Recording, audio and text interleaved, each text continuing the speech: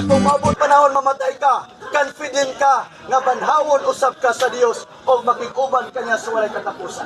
Amen. Igsoon higala, nasayod ta nga kita na ay kakulangon. Kitang tanan nasayod ta nga ay kapakyasan. Siguro wala kay mayong relasyon sa Dios. Wala ka siguro kay panahon sa pag-ampo. Wala siguro kay panahon sa pagsimba. Igsoon higala, gidasig ko ikaw karon. Mauni ang imong oras karon sa imong pagmata. Makaigsunan, nagtuo ko nga Dios na minsay nimo karon. But ang Dios nga ikaw mutalikod sa sala, aron nga ikaw di malaglag. Mauni ang minsay karong panahon na, ng tao mutalikod sa sala, maghinulsol o muwalagan sa Dios, kay kung mabot ka nimong kamatayon, ngawa nimong drama makaigsunan, peligro imong kinabuhi, nga ikaw anaandam. Igsoon, wala kay pwedeng i-blame.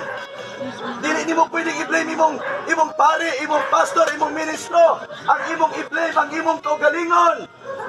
Hanuman, humana, gipresentar ka nato ang dakong kaluwasan nga si Kristo Jesus mo'y dalan, kinabuhi ug ang kamaturan. Walay bisan usa ka nato madtong langit, gawas lamang ni Kristo.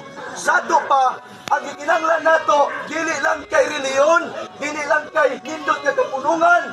Ang imong gikinahanglan karon si Kristo Jesus kay siya ang nagbayad sa imong sala. Amen. Kitang tanan na priso makaigsunan sa tunglo sa sala. Apan salamat sa Dios, 2,000 katuig lang milabay, humana si Jesus nagbayad. Ang pangutana karon, nagpasalamat magana. Imo bang gibalusan si Jesus nga moingon ka, Ginoong Jesus, alagaran ko ikaw. Kining naibilin ako ang kinabuhi para ninimo. Ikson, wa kay kapanginambok sa imong kagalingon. Episode 2:8, you have been saved by grace through faith. It is not by your words, but it is a gift coming from God so that no one can boast. Dili ta kapanginambog.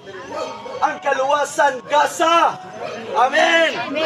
Mingi ka gasa, hatag, libre, walay bayad. Amen. Pila ba nato dire gusto ta og gasa? Diba ganahan ta makadawat og libre? Igsoon, maunang gitawag grasya. Say with me, grace. Grace. Grasya. Amen. Mo na grasya makaigsunan. Igsoon igala. Karong panahon na dili ka tiaw-tiawan ang kinabuhi. O sa sultihan ko ikaw karon. Mao na ning panahon karon makaigsunan, usbon na nato ang atong direction sa kinabuhi. Kung wala kay saktong relasyon sa Dios, mao na ning panahon karon makigrelasyon ka sa Dios. Akong nabantayan makaigsunan, ang spirito sa kamatayon karon makaigsunan. Grabe ang manifestation sa disgrasya, kalamidad, kriminalidad, balatian. Makaigsunan daw sa yundra, kayo mamatay ang tao. Kung mag-iskot daw kalamidad, now try to imagine, kaganina mag-aigsunan, nakita nako, no? Well, na may update halos kadadlaw. Like for example, sa Pakistan, nga kana nga nasod mag-aigsunan, bihira kayo nga naay dagkong baluan, dagkong flood or baha. Pero try to imagine mag-aigsunan. Nganong gitugutan ni sa Ginoo? Nakabalo ba ka makaigsunan? Pila nagabok na matay dito? More than 8,000 na ang casualty makaigsunan. Dagang mga tao nagibanlas makaigsunan. Buhi pa gipang-anod makaigsunan sa makalilisang kaayo nga baha. Kung mag-iskot na dito makaigsunan somewhere sa Europe makaigsunan, like Russia and Ukraine makaigsunan, kitang tanan nasayod na. Igsoon daw murag dili lang kay nimo mabati ang ilang kasakit dito. Mga batang way buot, mga inosente nga bata, nang buto ilang lawas tungod sa makalilisang nga mga missiles. There are more than thousands of casualty. Tangawa makaigsunan ang kinabuhi sa tao. Siguro karon ang tao diri, particularly sa itong nasod, kumpiyansa lang kay ta, malipayon kay ta. Pero nag-ingon ang Bible, sa panahon ng mga tao naghudya ka, apan sa kalit moabot kanila ang dakong hukom. Igsoon, kini nga takna karon nang hinaot ko nga mahimong turning point ni sa imong kinabuhi. Gidasig ko ikaw karon, tarunga ang imong kinabuhi sa pagigrelasyon sa Dios.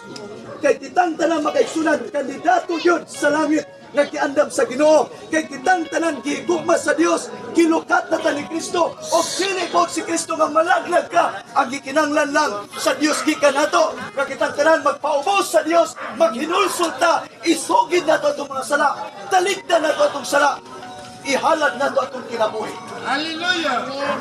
Amen. Amen. Amen, mga kaigsunan. Amen. O sa yun sa Bible sa Hebro 9, versikulo 27, man is destined to die once, and after that, he face judgment. Kitang tanan mo atubang, kung ang kalibutan na gitawag og judiciary makaigsunan, meaning na ay hukmanan, kung ay kinasuhay, na ay mga nagkihan nimo, na ay korte makaigsunan. Sa samang pagi, sa langit na ay dakong hukmanan. Amen. Amen. Na ay dakong hukmanan dito makaigsunan.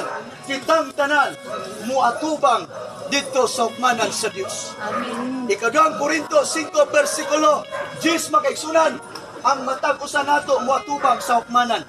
Aron kitang tanan hukman sa Dios, sumala sa atong binuhatan. Dinis sa kalibutan, maayo ba o daotan?